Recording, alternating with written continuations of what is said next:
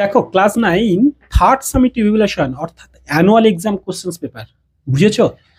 যতগুলো এক্সাম হয়েছে যাদের যাদের স্কুলে, যেগুলো প্রশ্ন আমি হাতে পেয়েছি আপাতত 1 ডিসেম্বরের আগে পর্যন্ত তোমাদের কাছে রাখছি সেই প্রশ্নগুলো, এবং কেমন ধরনের প্রশ্ন প্যাটার্ন ছিল 2024-এ, যাতে তোমরা একটু দেখে নিয়ে নিজেদের জন্য প্রস্তুতি নিতে পারো। তো চলো এখন ফিজিক্যাল সায়েন্সটা একটু দেখাই। সম্ভাব্য ভেবে নিচ্ছি যে এখন ফিজিক্যাল সায়েন্সের তোমাদের এক্সাম হতে পারে সোমবার এই ভেবে, অর্থাৎ 2 তারিখে। আর বাকিগুলো একটু একটু করে দিতে থাকছি, একদিনে প্রত্যেকটা দিয়ে দেবো, তোমরা দেখে নেবে।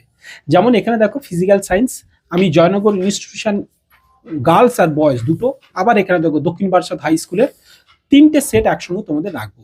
এইভাবে প্রত্যেকটা সাবজেক্ট আমি রাখার চেষ্টা করবো। চলো এইগুলো নিয়ে আমরা একটু পেন্সিল দাও, এগুলো নিয়ে আমরা একটু ডিটেলস আলোচনা করছি। দেখো এইখানে প্রশ্নগুলো জাস্ট আমি উত্তর করে দেওয়ার কোনো সময় পাইনি, যেহেতু ছেলেদের নিয়ে সারাদিন ব্যস্ত থাকি, তাই ওর উত্তরগুলো করতে তো অবশ্যই সময় পাবো না। জাস্ট ওরা পরীক্ষা দিয়ে এসেছে, তার প্রশ্নটাকে আমরা রাখছি তোমাদের সামনে, যাতে তোমরা এগুলো দেখে নিজেরা বুঝতে পারো যে তোমাদের এক্সামে কেমন ধরনের এগুলো আসতে চলেছে, এর থেকে কোনগুলো ইম্পর্টেন্ট হতে পারে, অ্যাকচুয়ালি কেমন ধরনের ফরম্যাটে প্রশ্ন হবে, কি পড়তে পারে। চলো আমরা পরের পেজ থেকে একটু দেখে নিই।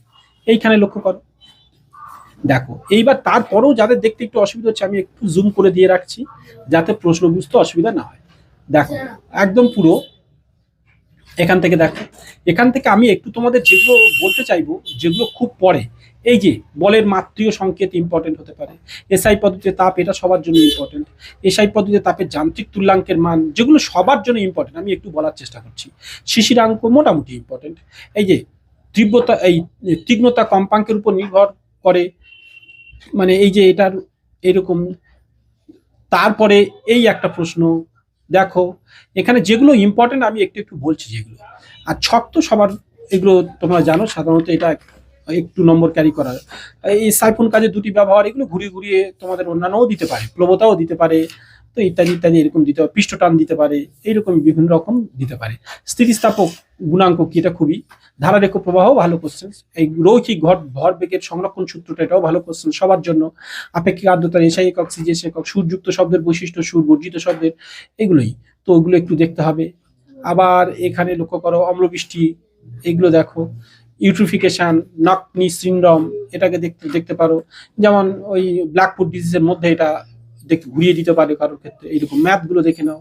এবং তার সাথে সাথে আমরা পরের পেজে এই প্রশ্নটা আপাতত শেষ করবো। এখানে যেমন অন্যান্যগুলো যেগুলো পড়েছে সেগুলো তোমরা একটু দেখে নেবে। তবে এই স্কুলে যে প্রশ্ন প্যাটার্নগুলো হয়েছে দেখতে পাচ্ছ, শব্দ বা তাপ থেকে কিরকম পড়েছে, আর তোমাদের সাজেশনস অলরেডি আমরা রেখেছিলাম। এবার আমি আর একটা সেটে আসছি, যেখানে দেখো এটা গার্লস সেট। তো এই যে উত্তরগুলো, এগুলো কিন্তু স্টুডেন্টরা করেছে, তাই আমি যখন এই প্রশ্নগুলো রাখছি তখনই বারবার ছেলেমেয়েরা কিন্তু এটাই এটাই বলছে, স্যার আপনার প্রশ্ন ভুল হয়েছে, এটা উত্তর ঠিক হয়নি। তো কথা হচ্ছে, আমি যারা প্রথম থেকে চ্যানেলে আছে তারা জানো যে এটা আমি এইভাবে প্রশ্নগুলো রাখি না, যে বলে দিই না তোমাদের যে আমি উত্তর করে দিলাম তোমরা এগুলো দেখে না, এরকম না। স্টুডেন্টরা করেছে, জাস্ট এগুলো আমি তোমাদের জন্য রাখছি। তো দেখো তো তারা এগুলোই করে, ফলে একটু তাদের তোমাদের জন্য রাখি, শুধু জাস্ট প্রশ্নটা রাখি কেন, যেহেতু বললাম না উত্তর তৈরি করে দেওয়ার আমার সময় তেমন নেই। এই যেমন নগনি সিন্ড্রোম রোগ কিসের জন্য হয়, আর্সেনিক দূষণের জন্য। তো এগুলো আমি এখন বলতে পারি, কিন্তু এগুলো বলে তো সময় নষ্ট হবে না, ভিডিওটা লং হবে। তোমরা এগুলো পড়লে নিশ্চয়ই বুঝতে পারবে তোমাদের এগুলো কমপ্লিট করা আছে, তাই না কি? তো ফলে আমি জাস্ট প্রশ্নটাকে রাখছি, তোমরা এটুকু ধরনের ধারণা করতে পারবে। যেমন শৈবাল ব্লুম কি, মানে অ্যালাগাল ব্লুম ঘুরিয়ে দিতে পারে, অ্যালাগাল ব্লুম যেটা এরকম বলতে পারে, ঘুরিয়ে দিতে পারে এরকম, মানে ইউট্রিফিকেশনের যে ব্যাপারটা, এটাকে তোমাদের বলতে হবে। ছক ফুটুন দেখো, এখানে কোনগুলো ইম্পর্টেন্ট সেগুলোকে দেখো। সাবান কি, আংশিক পাতন কি, শব্দের তীক্ষ্ণতা বলতে কি বোঝো, এইসবগুলো। এবং পরের পেজে আসছি, দেখো দেখে নাও। এখানেও যেমন এই সমীকরণটা কিন্তু আমি সাজেশনের মধ্যে রেখেছিলাম, প্রত্যেকেরই এটা পড়ে, অধিকাংশ এটা খুবই ইম্পর্টেন্ট হয়ে যায় সবার জন্য। ঠিক আছে, দেখো এই প্রতিদিনই সাজে কিভাবে বিমানের উচ্চতা বা সোনারের ব্যবহার, সোনারের সম্পূর্ণ অর্থ কি, এরকমই প্রত্যেকে দিয়ে দেয়। এখন আমি তোমাদের আরো একটা সেট আসবো, যেটা দক্ষিণ বারাসাত শিবদাস আচার্য স্কুলের প্রশ্ন প্যাটার্ন দেখো কেমন ছিল। এখানে প্রশ্নগুলো যেমন ছিল, মোটামুটি আমি এই 3টে স্কুলের ভৌতবিজ্ঞান, মানে তার মানে নিশ্চয়ই অনেক স্কুলের এখনো এক্সাম চলছে, তাই না? তো ফলে শেষ হয়নি। তোমাদের ওখানে কি এক্সাম হয়তো অনেকেরই শুরু হয়েছে সবে সবে, কারো কারো 2-3টে হয়তো শেষ হয়ে গেছে, এটাও হতে পারে, এরকম ভাবেই হয়েছে। যেখানে তোমাদের দেখার দরকার হবে একটু পজ করে থেমে বেশিক্ষণ সেগুলো দেখে নাও। আর পিকচার কোয়ালিটিটাকে বাড়ি করো, এই যে যেটা তুমি দেখছো এরকম স্ক্রিনের গায়ে এরকম টাচ করলে এটা বড় হয়ে যাবে, বা তারপরও এরকম জুম করলে বড় হয়ে যাবে। সেভাবে তোমরাও দেখতে পারো। এবার কোয়ালিটি, উপরে কোনো দিকে 3টে দাগ আছে, সেখানে পুশ করলে হাই কোয়ালিটি পিকচার করলে বা তার ভিতরে অপশানস অন করে তুমি চেঞ্জ করে করে নিতে পারো। 720 বা 480, বিভিন্ন 360 থেকে এগুলো। ইউটিউব সাধারণত যেটা নর্মাল দেখে 144, এবার তুমি সেটা আরো বেশি করে কোয়ালিটি বাড়িয়ে নিলে তাহলে পিকচারগুলোকে ভালো লাগবে দেখতে।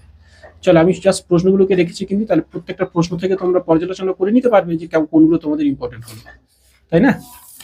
দেখো পরের পেজে আসছি।